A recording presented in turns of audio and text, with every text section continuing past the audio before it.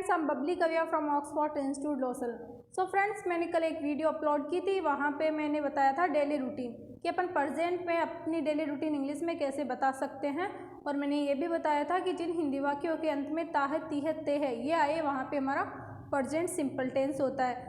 तो अब आप डेली रूटीन में क्या बता रहे थे कल कि मैं सुबह जल्दी उठता हूँ, सपोज दैट मैं मॉर्निंग वॉक के लिए जाता हूँ, मैं अपने घर वापस आता हूँ, मैं खाना बनाता हूँ, जो भी है मैं खाना खाती हूँ। तो फ्रेंड्स, अपन है ना इंग्लिश में किसी से क्वेश्चन करते हैं तो वो कैसे करते हैं, प्रेजेंट में अपन किसी से कैसे क्वेश्चन करें। जैसे क्या आप सुबह जल्दी उठते हो, सपोज दैट जरूरी नहीं कि आप ही पूछो किसी से, आपसे भी तो कोई पूछ सकता है ना कि क्या आप सुबह जल्दी उठते हो। मैं ही पूछ लूँ क्या आप सुबह जल्दी उठते हो, तो वो इंग्लिश में कैसे मैं आपसे पूछूंगी, do you get up early in the morning. तब आपका रिप्लाई क्या होगा, yes I get up early in the morning, no I don't get up early in the morning. तो प्रेजेंट में अपन स्पोकन में किसी से कैसे क्वेश्चन कर सकते हैं, प्लस में उसका कैसे रिप्लाई दे सकते हैं, वो अपन आज इस वीडियो में सीखेंगे। तो प्रेजेंट सिंपल टेंस के सेंटेंस मैं आज यहाँ पे आपको सिखाने के लिए जा रही हूँ कि प्रेजेंट में अपन किसी से कैसे क्वेश्चन कर सकते हैं स्पोकन में, प्लस कैसे उसका रिप्लाई दे सकते हैं। तो पहला हमारा है प्रेजेंट सिंपल टेंस। मैं यहाँ पे हेडिंग डाल रही हूँ प्रेजेंट सिंपल टेंस।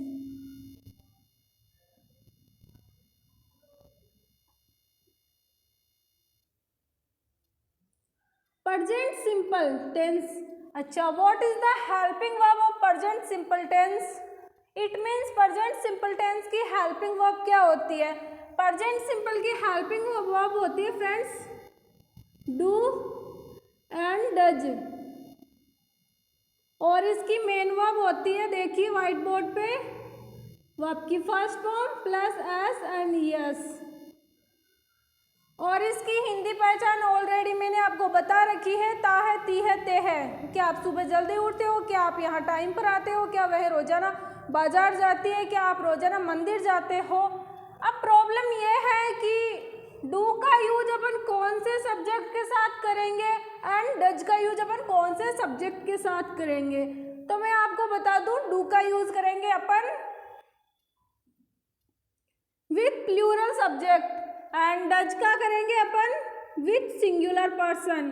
अब मैं बोलूँ, आप बोल रहे हो कि मैम, सपोज दैट आप सोच रहे हो कि मैम आप प्लूरल सब्जेक्ट बोल रहे हो, लेकिन ये होते क्या है प्लूरल सब्जेक्ट। हो सकता है आपको पता हो, बट मैं यहाँ पे बता देती हूँ, हमारे प्लूरल सब्जेक्ट होते हैं आई, यू, वी एंड दे।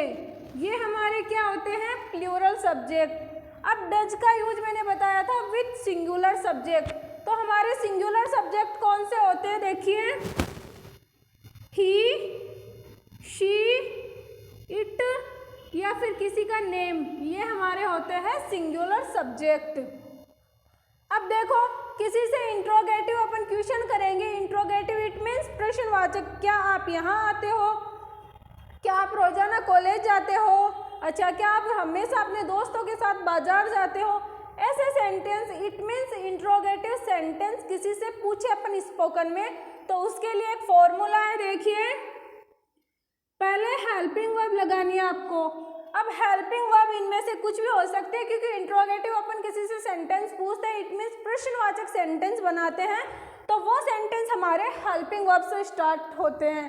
और यहाँ पे प्रेजेंट टेंस सीख रहे हैं, प्रेजेंट टेंस में अपन किसी से क्वेश्चन करना प्लस रिप्लाई करना सीख रहे हैं। तो देखिए प्रेजेंट सिंपल की हेल्पिंग वर्ब क्या है, प्रेजेंट सिंपल की हेल्पिंग वर्ब है डू एंड डज, ठीक है। तो यहाँ पे हेल्पिंग वर्ब का यूज करेंगे, प्लस सब्जेक्ट लगाएंगे, प्लस वर्ब की फर्स्ट फॉर्म लगाएंगे एंड प्लस ऑब्जेक्ट लगाएंगे एंड क्वेश्चन मार्क लगाएंगे। अब मैं बोलना चाहती हूँ कि क्या आप यहाँ टाइम पर आते हो। अपन पूछते हैं ना, क्या आप यहाँ टाइम पर आते हो, तो उसको इंग्लिश में कैसे पूछेंगे। पहले तो आप ध्यान दो कि क्या आप यहाँ टाइम पर आते हो। अगला अपन से प्रेजेंट में क्वेश्चन कर रहा है, पास्ट में कर रहा है या फिर फ्यूचर में कर रहा है। अब मैं बोलने जा रही हूँ क्या आप यहाँ टाइम पर आते हो, ते हो आ रहा है, तो देखिए प्रेजेंट सिंपल का है। और आपको पता है क्या आप यहाँ, मैं यहाँ पे हिंदी का लिख देती हूँ एक बार ताकि इजी वे में आपको समझ में आ जाए। क्या आप यहाँ समय पर आते हो,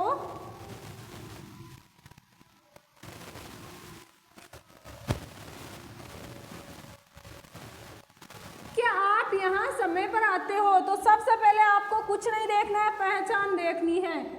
ते हो आ रहा है, प्रेजेंट सिंपल का सेंटेंस है, वो भी इंट्रोगेटिव है क्योंकि अगला क्वेश्चन कर रहा है। और इंट्रोगेटिव में ये फॉर्मूला अप्लाई करते हैं, पहले हेल्पिंग वर्ब का यूज करते हैं, सब्जेक्ट लगाते हैं, वर्ब की फर्स्ट फॉर्म लगाते हैं, ऑब्जेक्ट लगाते हैं, प्लस क्वेश्चन मार्क लगाते हैं। तो देखिए मैं इस पैटर्न के अकॉर्डिंग ये सेंटेंस बनाने के लिए जा रही हूँ। पहले सब्जेक्ट देखो, सब्जेक्ट क्या है। सब्जेक्ट आपको इंग्लिश में क्या बोलते हैं, यू। और मैंने बताया था यू के साथ कौन सी हेल्पिंग वर्ब का यूज करते हैं, यू के साथ करते हैं डू का। तो यहाँ पे मैं क्या लिखूंगी, डू। सब्जेक्ट लगाओ क्या है, डू यू। वर्ब की फर्स्ट फॉर्म आने को कम बोलते हैं, तो do you come here, it means यहाँ, तो on the time. On the time it means क्या आप यहाँ टाइम पर आते हो। अब आपका रिप्लाई कुछ भी हो सकता है, नेगेटिव भी हो सकता है और पॉजिटिव भी हो सकता है। इट मीन्स मैं यहाँ टाइम पर आता हूँ, मैं यहाँ टाइम पर नहीं आता, तो मैं यहाँ पे दोनों रिप्लाई लिखने के लिए जा रही हूँ। लेकिन आपको एक ही रिप्लाई करना है अगर आप टाइम पर आते हो। अगर आप सुबह जल्दी उठते हो तो ये तो कॉमन सेंस की बात है, आप बोलोगे मैं सुबह जल्दी उठता हूँ, अगर नहीं उठते तो मैं सुबह जल्दी नहीं उठता।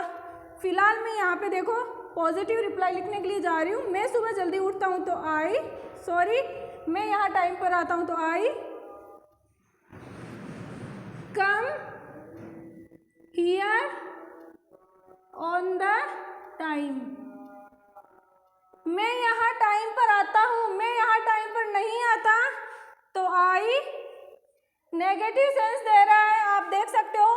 तो सब्जेक्ट के जस्ट बाद आपको डू के साथ नोट का यूज कर देना है, तो I do not come here on the time. क्या आप यहाँ टाइम पर आते हो, do you come here on the time. मैं यहाँ टाइम पर आता हूँ, I come here on the time. मैं यहाँ टाइम पर नहीं आता, I don't come here on the time. मैं खेलता हूँ, आई प्ले, तुम खेलते हो, यू प्ले, वे खेलते हैं, दे प्ले, हम खेलते हैं, वी प्ले। मैं नहीं खेलती, आई डोंट प्ले, तुम नहीं खेलते, यू डोंट प्ले, वे नहीं खेलते, दे डोंट प्ले, और हम don't play.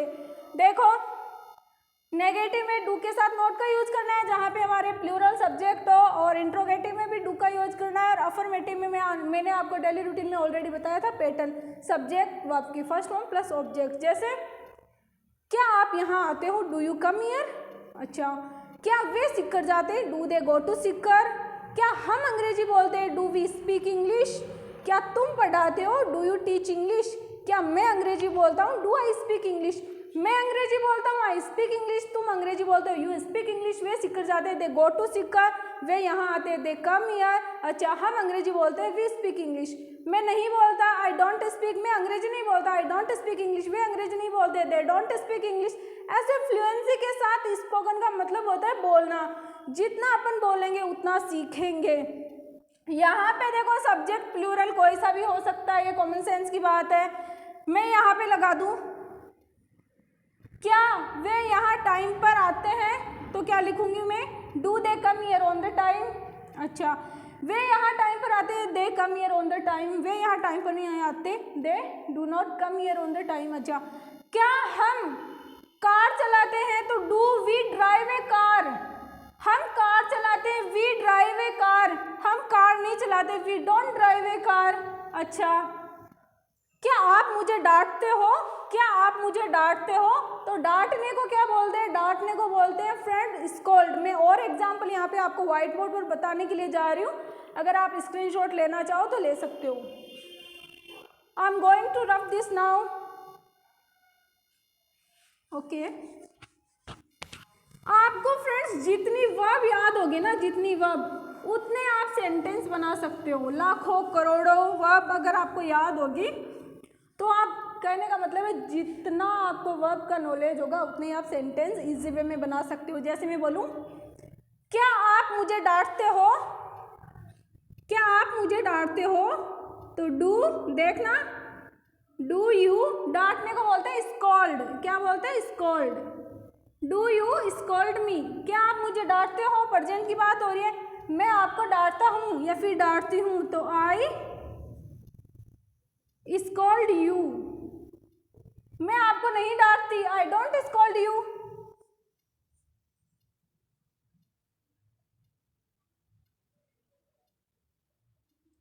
I don't scold you, मैं आपको नहीं डांटती।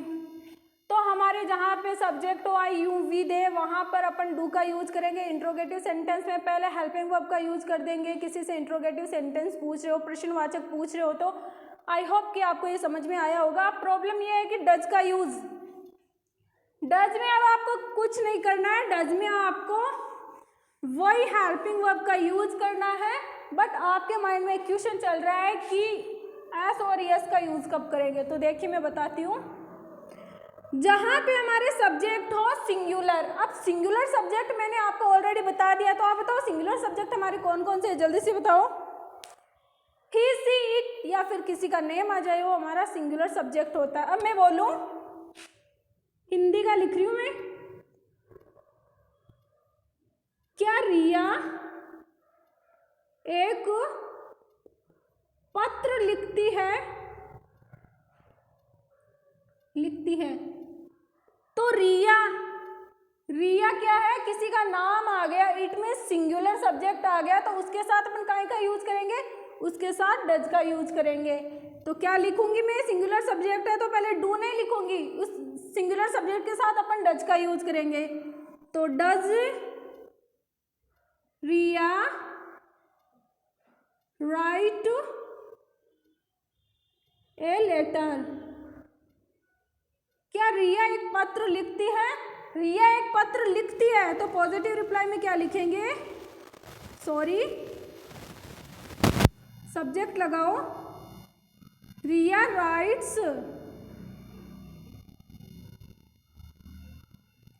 रिया राइट्स ए लेटर। रिया एक पत्र नहीं लिखती है, तो रिया, वहां पे डू नॉट कर रहे थे, यहाँ पे डज से स्टार्ट हो रहा है तो डजंट कर देंगे, does not, it means Riya does not write a letter, write a letter. अब डू डज वाले सेंटेंस में सपोज दैट अपन डू में तो प्लूरल सब्जेक्ट था, तो वो आपके फर्स्ट फॉर्म वैसे वैसे ही लिख रहे थे और उसके साथ कोई चेंजिंग नहीं कर रहे थे। बट यहाँ पे सिंगुलर सब्जेक्ट आ रहा है, तो अपन इंट्रोगेटिव सेंटेंस में आपकी फर्स्ट फॉर्म वही रहेगी, वही लिखेंगे। और सॉरी नेगेटिव में राइट है तो राइट ही रहेगा। हाँ आप पॉजिटिव रिप्लाई कर रहे हो तब आपके साथ एस और ईएस का यूज करना है। अब आप सोच रहे हो कि मैम एस का यूज कब करते हैं और ईएस का कब करते हैं, तो मैं आपको बता देती हूँ, नो प्रॉब्लम। मैं आपको बताती हूँ, जिन हिंदी वाक्यों के अंत में, सॉरी जिन वर्ब के अंत में C H, S H, O, X, double S and double Z ये आए ना, तो उनके साथ अपन को ईएस का यूज करना है, और बाकी सारी वर्ब के साथ अपन को एस ही लगाना है। अब मैं इसी सेंटेंस को थोड़ा चेंज कर रही हूँ, आप यहाँ पे देख सकते हो कि मैंने क्या लिखा है, यहाँ पे एस लिखा है, राइट्स, ठीक है। इसी सेंटेंस को मैं थोड़ा चेंज कर रही हूँ, डज रिया टीच इंग्लिश, क्या रिया अंग्रेजी पढ़ाती है। देखो लास्ट में क्या आया है, आप ध्यान दो, सी एच आया है, मैंने क्या बताया था, सी एच, ठीक है। तो इसका मैं पॉजिटिव रिप्लाई कर रही हूँ कि हाँ भाई रिया है वो अंग्रेजी पढ़ाती है, तो क्या लिखूंगी मैं, रिया टीचेज, ईएस का यूज किया है क्योंकि यहाँ पे सी एच आया है, ठीक है। रिया टीचेज इंग्लिश, रिया अंग्रेजी पढ़ाती है। अब रिया अंग्रेजी नहीं पढ़ाती तो उसमें कोई वर्ब के साथ चेंजिंग करना है नहीं, वैसी की वैसी वर्ब आएगी, रिया डज नॉट टीच इंग्लिश, रिया अंग्रेजी नहीं पढ़ाती। आई होप कि आपको ये समझ में आ रहा होगा। अब मैं बोलूँ, क्या राहुल सुबह जल्दी उठता है, क्या राहुल सुबह जल्दी उठता है, यहीं पर लिख देती हूँ मैं, एक सेकंड। क्या राहुल सुबह जल्दी उठता है, तो राहुल सिंगुलर सब्जेक्ट है, किसी का नाम आ रहा है, तो क्या लिखूंगी, does Rahul gate up early in the morning. क्या राहुल सुबह जल्दी उठता है? वर्ब में जल्दी से देख के बताओ, इनमें से कुछ आया है क्या? CHSHOXSSZ, इनमें से कुछ है क्या? नहीं है ना, तो क्या लिखूंगी मैं पॉजिटिव रिप्लाई में? राहुल गेट्स, एस लगा दिया ना, यस का यूज नहीं किया क्योंकि इनमें से कुछ भी नहीं आया। Rahul gets up early in the morning, it means Rahul सुबह जल्दी उठता है। राहुल सुबह जल्दी नहीं उठता। Rahul does not, it means doesn't get up early in the morning. कहने का मतलब प्रेजेंट सिंपल में सिंगुलर आ जाए, मतलब सिंगुलर सब्जेक्ट आए तो आपके साथ एस और यस का यूज करना है। बाकी प्लूरल सब्जेक्ट आए तो पॉजिटिव रिप्लाई करते वक्त आपको कोई चेंजिंग नहीं करना, वैसी की वैसी वर्ब आ जाएगी। जैसे मैं अंग्रेजी पढ़ाती हूँ, आई टीच इंग्लिश, सर अंग्रेजी पढ़ाते हैं तो सर सिंगुलर सब्जेक्ट आ गया ना, तो सर टीचर्स इंग्लिश। मैं डांटती हूँ, आई स्कॉल्ड, अच्छा मेरा भाई मुझे डांटता है तो my brother, brother singular subject आ गया ना, माई ब्रदर स्कॉल्ड्स मी। मेरे पापा एक कार खरीदते हैं तो my father buys a car, मैं एक उनके लिए कार खरीदूँ तो I buy a car for him. जैसे मेरी मम्मी मेरे लिए खाना बनाती है तो my mother cooks food for me, मैं उनके लिए खाना बनाती हूँ तो I cook food for them. I hope कि आपको ये अच्छे से समझ में आया होगा। मैं आपको फिर से बोल रही हूँ, अगर कोई मिस्टेक हो जाए तो आप कमेंट बॉक्स में बता सकते हो। हाँ, एक और बात, मैंने यस्टरडे नाइट एक कमेंट देखा था, मेरे को नाम याद नहीं है, बट एक बच्चे ने कमेंट किया था कि मैम कुछ नया बताओ, ये तो सबको आता है। तो मैंने ऑलरेडी आपको बता रखा है कि ये जो स्पोकन के बैच है जो मैं स्टार्ट करने के लिए कर रही हूँ यहाँ पे, वो 0 लेवल से चल रहे हैं, तो एक एक चीज़ हमारी क्लियर होनी ज़रूरी है। हाँ, आपको आता है, बहुत अच्छी बात है, बट ऐसे बहुत सारे स्टूडेंट हैं जिनको अभी तक नहीं आता, तो हमें तो सभी स्टूडेंट्स को साथ लेकर चलना है। और आपके लिए तो अच्छा है, आपके अगर आपको आ रहा है तो आपके तो रिवीजन हो रहा है, क्योंकि स्पोकन का मतलब बोलना होता है, आप तो रिवीजन कर सकते हो इजी वे में।